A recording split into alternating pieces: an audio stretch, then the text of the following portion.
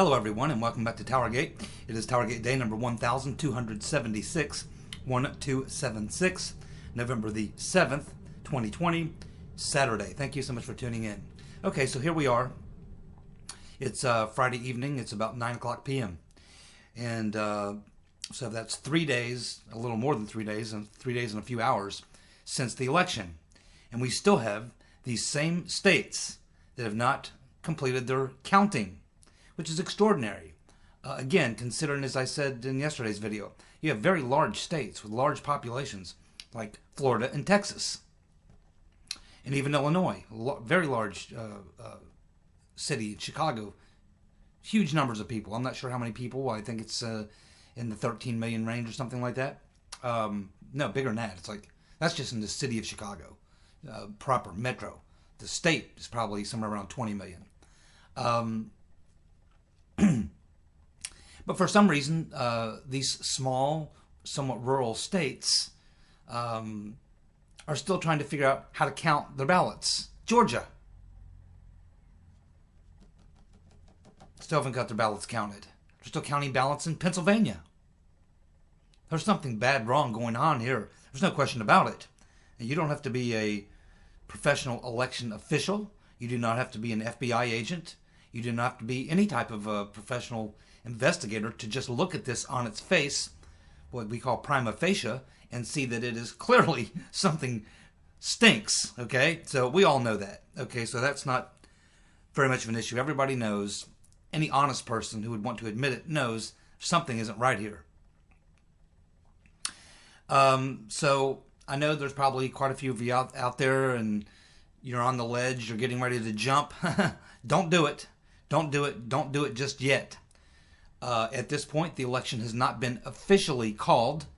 There have been a couple of media organizations who have, I assume, tried to call the race, but the race has not been officially called. As of 9 p.m. on Friday night, the race has not been officially called. They're still counting votes, even in Arizona. And, of course, Trump's doing quite well in the last several batches of ballots that have come in Arizona. He'll probably eclipse Biden and end up winning Arizona outright, making Fox look stupid, which is not hard to do because they are. They're also very corrupt and dishonest. If it wasn't for Tucker Carlson and Lou Dobbs, I would have no use for Fox. I don't actually watch Fox on TV. I watch YouTube's of Fox and YouTubes of Lou Dobbs and Tucker Carlson on someone else's channel. So I don't go directly to Fox News. Would never go directly to Fox News. Look up the definition of Fox in the encyclopedia. Go ahead and watch if you want. So no, the race has not officially been called. And I would be surprised at this point that even when 100% of the votes are counted, I would be very surprised at this state of the game if they call the election. There's too many problems. And even though the corporate legacy media is running a completely different narrative, behind the scenes, they understand this. They know quite well that there's a lot of fraud, a lot of cheating, a lot of, unscrupulous things that have and are continuing to go on. And if they come out and call the election, because they want to do it, NBC, MSNBC, CNN, ABC, PBS, all these, they're dying to come out and call it for Biden, because that's a critical part of making the steal work. But they're not doing it at this point. So clearly, they're nervous. And they're nervous because they know that it is being investigated.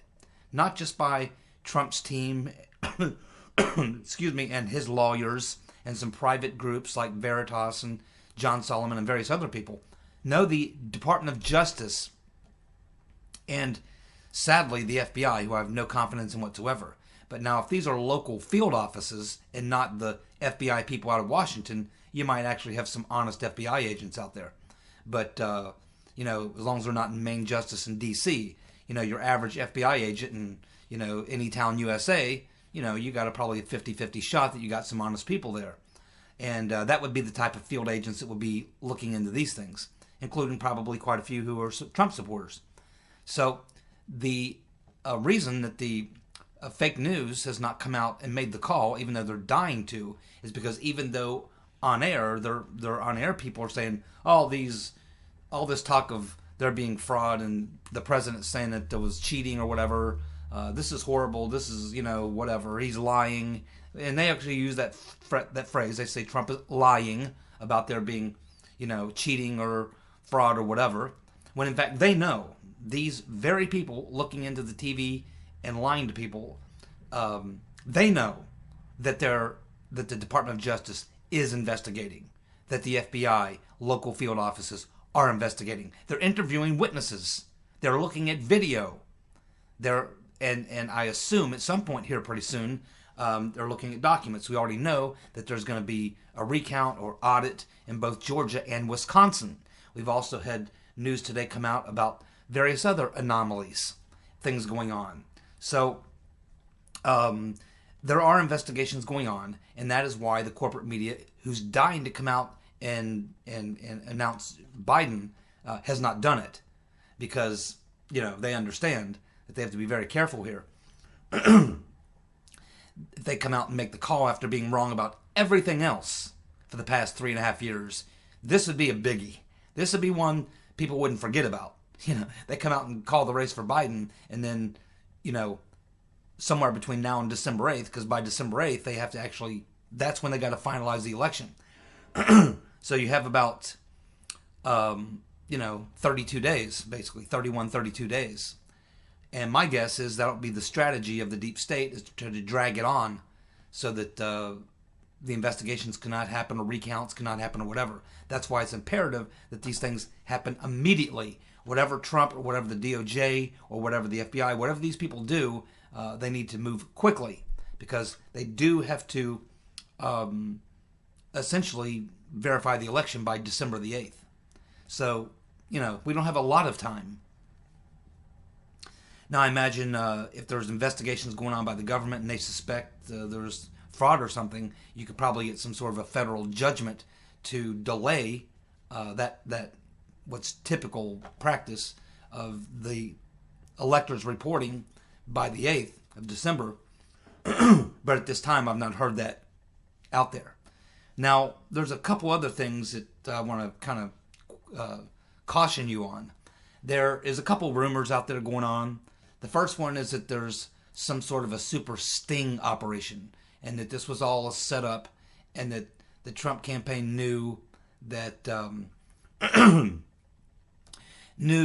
would be fraud, and it's a big sting, and at some point, they're going to pull back the curtain and expose the whole thing. Okay, so I would say that has about a 99.99% chance of being total bullshit. There's no way that if they had smoking gun evidence via a sting operation, that they would still be allowing this to go on day after day, 4 days, 3 full days after the election, if they've actually got the evidence of a sting. Once the deal was done on Tuesday night, and the actions were taken by those who may have been involved in criminal activities, and they got caught up in a sting, the whistle would have been blown on them. They wouldn't drag the country through 3 more days of allowing the votes to be counted and allowing the crime to continue. If the goal was to bust them for the crime occurred Tuesday night. They wouldn't allow them to keep committing the crime over and over again. So as far as this rumor that's out there that there's some super secret sting operation, I'm not sure where that got started, but that would be bullshit. In my opinion, 99.9% sure it's bullshit. There's also, we also have this guy, Steve Pieczenik, which many of you are probably familiar with. I've been, kind of observing Steve Pieczenik for many, many years. This guy's been out there for years. He is just another one of those guys who's got some cred because he's got some PhD after his name. He did work for the government, for some intelligence agencies, a defense intelligence agency, back in the 70s and 80s. He has what appears to be a fairly decent resume. But there's tens of thousands, if not hundreds of thousands, of people like him out there who work for the government agencies and subcontractors or whatever, work for the CIA, whatever. But as far as Pachinik's concerned, this guy's been out there forever. And he's usually associated with Alex Jones, which is no problem. I mean, I like Alex. I don't watch Alex, but I think Alex is, I think his heart's in the right place. But you know, you got to be careful with Alex, okay? I mean, I think his heart's in the right place. I don't think he's a fraud or, you know, COINTELPRO or any of that kind of stuff. I think he's a real man. I think he really is what you see. I like Alex. You know, I'd love to sit down and hang out with Alex. I think it'd be fun. He has a lot of facts. He has a lot of information. He's a dedicated, committed guy. You know, respect him in a lot of ways. But I would question just about everything he says, you know, in a lot of ways. I wouldn't go off on a wild goose chase following everywhere he may lead. But Pachinik has been associated with Alex Jones for decades. He was a source for Alex Jones back when Alex Jones first got started as a filmmaker before the internet. He would always cite this source, this deep source he always had. Well, that was Pachinik. And 99% of what Pachinik puts out is garbage. Okay, it's you know, there's some he's very good at taking a little truth and then surrounding it with layers of bullshit. And so it kind of passes a sniff test. He's good enough at his presentation. He's a pretty smart guy. He presents stuff pretty well. He tried to get a YouTube channel going. I don't know if it's still going, if he has subscribers or not. He probably does. But I would put him in the rank of clickbaiters, people who do this kind of stuff to get clicks. Again, you know, I'm not saying that his motives are totally wrong. It's just that, you know, there are people out there who, in a lot of ways, begin to believe their own bullshit to the extent that it's very convincing. So I would say if you're one of them people who have been bit onto this Steve Pachinik stuff that he's putting out, again, it's truth wrapped in bullshit. Don't go down the Steve Pachinik path. You will only end up disappointed with having wasted a lot of your time, that you could have been doing something more productive. Like if you're in one of these states that are currently still going through recounts or being challenged, or one of these 6 or 7 states that are in play, the best thing you could do is call your state representative and demand that they issue recounts or do something. That would be the best thing you could do. Watching Steve Pachinik and listening to his stuff it will get you nowhere and get us nowhere. There's nothing going on there. It's entertainment. If you enjoy being entertained, go ahead and watch. But don't get taken down that road. Now, having said that, it is true, and we know this is true because this was reported all over the place back 4 or 5 months ago. They did suspect that there would be some, you know, chicanery and various other types of fraud and cheating going on in the election. And they did appoint a special task force, which is associated with or working under the Department of Homeland Security. So there was a task force working within the Department of Homeland Security that was put together to, you know, monitor or look into the election. Now, I've never heard anything coming from these people at all. And they may be corrupted as hell. It might be just like the FBI or, you know, Main Justice, whatever. It might be just completely corrupted. So, I don't know. But it's also possible that they are in possession of information, or that they may have communicated with private organizations who may have been involved in performing services as it relates to the election for some of these states. And there may be something going on there. That's a possibility. I haven't heard anything, but we know for sure there was a task force associated that's working, you know, with or under through the Department of Homeland Security, which was supposed to be making sure the election was on the up and up. If that was their job, they failed. Unless, of course, they, behind the scenes, and we're not hearing about it, have something going, and we're just not being told about it because they're working on it. But whatever is going on, I would think if there was something like that the federal government was involved in, of some investigation, whether you want to call it a sting or whatever, if there was something like that going on, they wouldn't allow the sham and the scam to go on this long. They would have blown the whistle on it by now. Once Tuesday night, once the clock surpassed midnight and we went into Wednesday morning, that was pretty much the crime zone. And anything that happened after that, they didn't need to wait for after that. The crimes occurred on the eve. They're still occurring, but for the most part, the crime scene was where they counted these ballots on election night, and that night is come and gone. So I would caution you, as much as you may want to believe some of this stuff, not to get sucked into some of this garbage that's out there. Things are typically exactly what they appear to be. Okay, so be careful with getting sucked into these kind of dark conspiracies. With most conspiracies, the ones that are real, you can tell because you can see with your very own eyes. There generally doesn't have to be some dark stuff going on behind you. It's like the Kennedy assassination. You can watch the vehicle come to a stop, and then you can see literally a turkey shoot go down. Okay? And then that's really all you need to see. Okay? And you can watch that a million times over, and every time you'll see something else. That's what you see with your very own eyes. There's nothing hidden. It's right there in front of your face. Like 9/11 is the same way. There was nothing secret behind the curtain happening. It happened right in front of your face. The real conspiracies are always done right out in front of your face. And all the stuff that happens behind the curtain, the cloak and dagger stuff, not saying that there isn't some truth to some of that, because there is, but you have to be very, very careful before you get sucked into one of these types of things, which only serve as a distraction and never really provide any relief for you at all or do any good. So be cautious. I know there's a lot of people literally hurting out there, literally in pain, literally, feeling horrible. We all do. We watched this election as it's being stolen from the president day after day. Watch the vote totals shrink for Trump, while Biden's totals go up, up, up. And we know that there's no logical explanation for this, as well as all the other things that we've been learning about over the past 24 to 72 hours. So just try to stay calm, try to stay cool,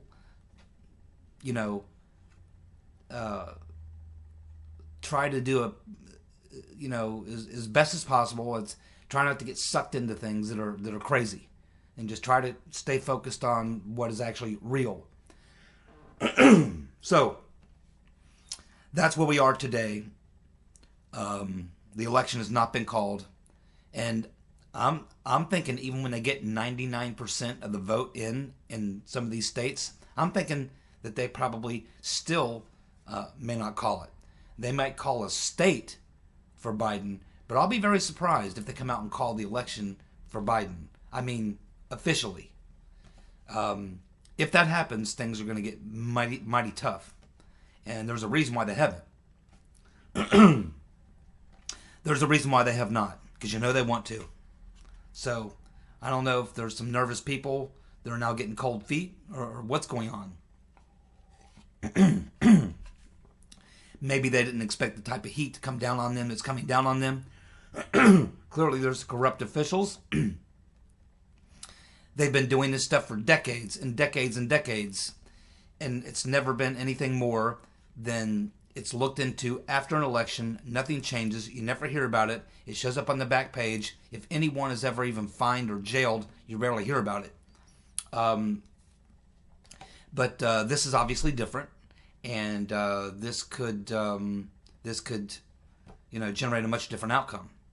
And if there's anything that I can say, and again, I'm not here just to blow sunshine up your ass, because that's not doing you or I or any of us any good. I'm just going to try to be straight with you what I think. The deck is stacked against us right now. I don't have a lot of confidence in the Department of Justice or the FBI or the Department of Homeland Security or any official government organizations. And, quite honestly, Trump's team of lawyers, they can uncover information and they can go to the courts, but they still are relying on some judges. I don't trust judges. I don't trust anybody. But I will say this. If there's one person on this planet that I can think of who would be able to somehow weather this storm and come through it on the other side victorious, it's Trump.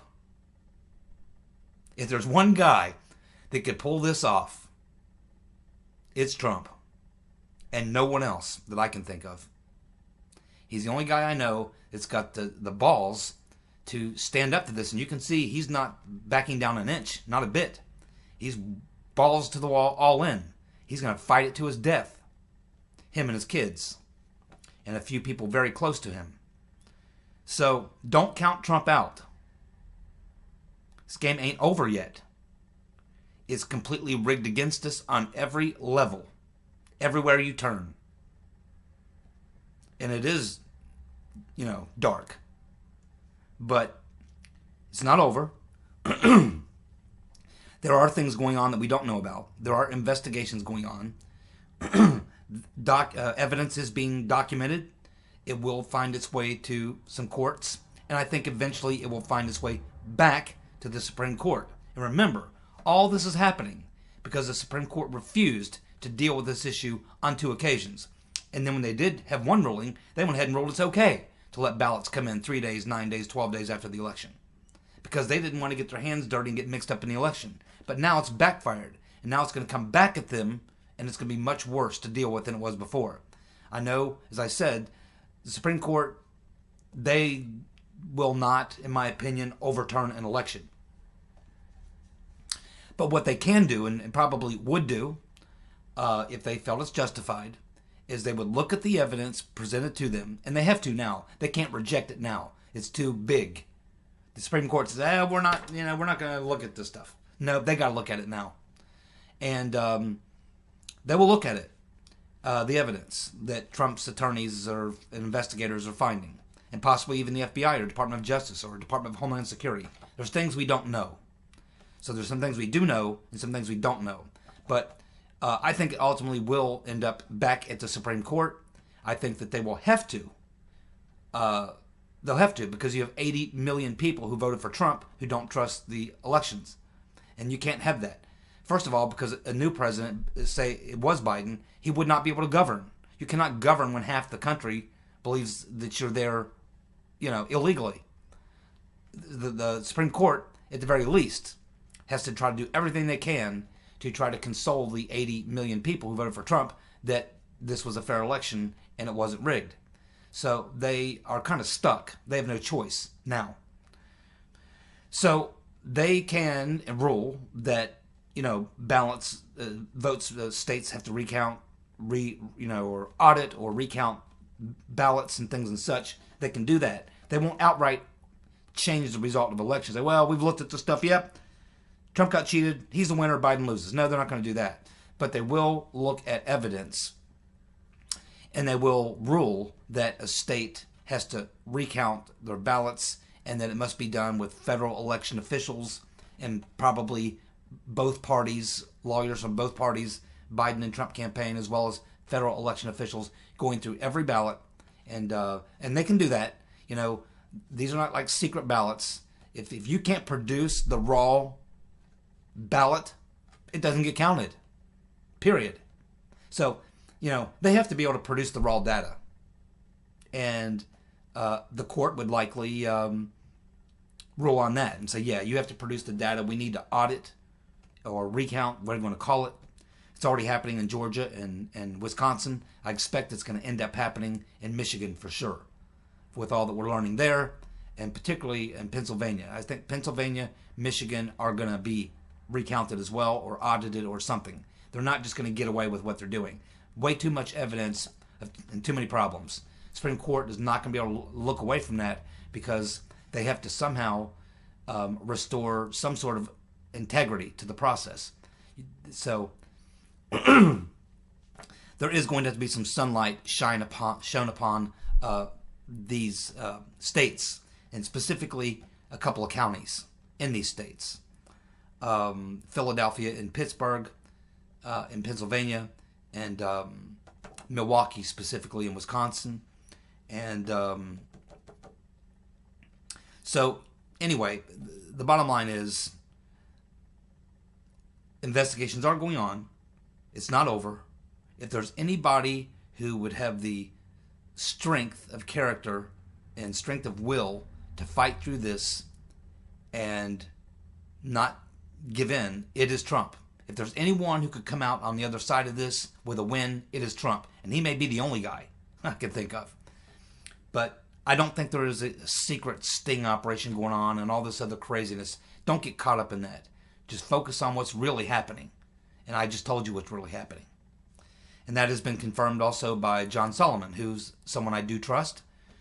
He has talked with people at DOJ, FBI. He himself and people at his organization are also investigating. They have provided materials, information to the Department of Justice and the FBI. And of course, I was happy to learn that Sidney Powell is also working with the Trump team, and she actually was on Lou Dobbs, and she did bring up Operation Hammer. She described Operation Hammer, and she believes it very well could have been used by private contractors working for the Democrats, and she said it could have simultaneously changed thousands and thousands, tens of thousands, hundreds of thousands of ballots.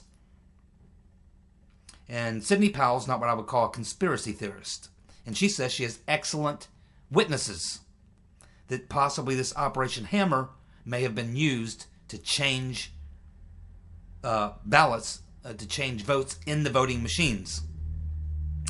I don't know who her witnesses are, but she is not someone who just blows a bunch of crap around. If Sidney Powell says it, you can take it to the bank. It's true. She's got some witnesses, excellent witnesses, she says, who can testify to this. So that is certainly something that you usually would see on the conspiratorial side. But when it's coming from Sidney Powell, and she'll go on Lou Dobbs' program and talk about it and give details and say that she's got excellent witnesses who can testify that this program was running during the election, whether or not that can be dug into. You're starting to get into some deep state secrets and things like that. Whether or not that'll be come into play, I don't know. But I thought that was very interesting.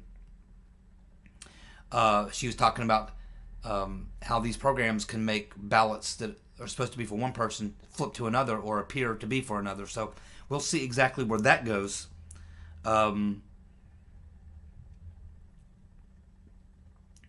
We also have, we also had John Solomon. Excuse me, I'm sorry, guys, frog in my throat here. I had to be clear in my throat so often. But John Solomon also told Lou Dobbs that he has learned that there is going to be some kind of a major development next week in the Barr Durham investigation. Some kind of a major development in the Barr Durham investigation next week. That kind of follows up on a story that I did not talk about because I don't like the source very much, and I don't like to spin on the article, and so I don't trust the author. But there was a story a couple of days ago in a left-wing rag that was kind of doing an expose on why Barr did not act before the election. And apparently what happened, according to this, and again, it's coming from a left-wing spinmeister, so I don't know if it's true or not. It could be truth wrapped in lies sort of thing again, which they often do. He says that after Attorney General Barr went on Fox News and said there would be developments, and he had gone and done some interviews suggesting that there was all this wrongdoing or whatever, he said that the next day Durham called Barr and said, listen here, no, I'm not going to be releasing any reports. I'm not going to be bringing indictments against anyone before the election, and all that sort of stuff, and basically told Barr, you can forget about it. So I don't know why you're going on TV and saying all this stuff, but it ain't going to happen. It's my investigation, and I'm telling you, it's too close to the election. It's within 60 days. We ain't doing nothing. He also said that's why this one woman, this Danahy, his chief investigator, that is the reason why she quit. But he also said something, and I'm not sure I believe this, if it's true or if it's false, but he also says in the article that at this time Durham's also informed Barr that he has no, other than Kleinsmith, He's found no evidence of illegal spying on the Trump campaign or any illegal wrongdoing. That he's got nothing, found nothing. Now, I think that that's the bullshit part of the article, the spin. Because if that was the case, Durham would have wrapped up the investigation. But we've not heard he's wrapped up his investigation. So I think there's some truth in this, and there's some falsity in this. And that's why I didn't say anything about it before. But that I stumbled onto that about a week ago. But so caught up in the election, I didn't even want to talk about it. And it's just not... There's too much in the article that I didn't like. But I do think it's possible that Durham could have picked up the phone after seeing Barr on that on Fox and other interviews he had done, the one he did with Catherine Herridge, and say, man, you know, you're out there talking, I'm trying to do my investigation, and that type of thing. So I can see where that conversation may have happened, because clearly Barr, something happened, because he absolutely went on Hannity and said what he was going to do, and it didn't happen, and he seemed to have crawled in the hole since then. We don't see much of him, so you know it's obvious. Not only that, he had a bunch of protesters come out to his house this past Saturday, protest in front of his house, and he actually came out of the house. It was like 30 or 40 people out there. And as I understand, he came out of his house, and he went out there and talked very calmly with people and explained to them the process of the justice system and how investigations work, and he understands they're disappointed and this and that and other thing. But apparently he came out and faced the little mob out there. So, you know, I'm not a fan of Attorney General Barr at this point. I think he could have done a lot more, and I think he was obligated to make sure the people voting in the 2020 election at least knew what happened in the 2016 election, because they still, half the people went and voted believing that Trump is an agent of Russia, okay? And I think that was should not have been allowed to happen.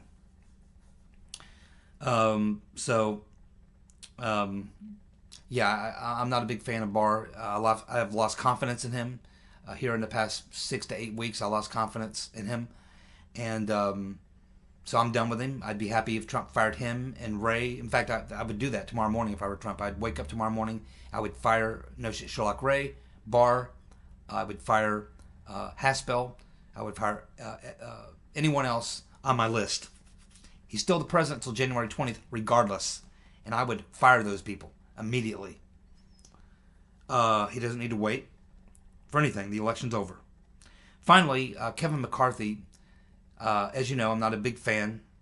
And what he needs to say, he's out there doing interviews and running his mouth, talking like, oh, you know, we need to count every legal vote, blah, blah, blah, blah. Now, he needs to be doing a lot more than that.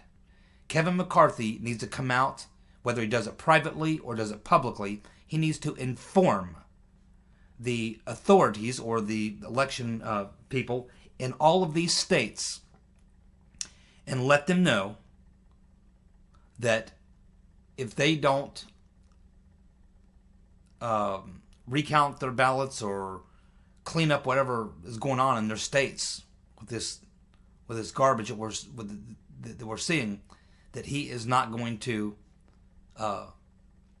allow the electors to cast their votes for Biden. McCarthy is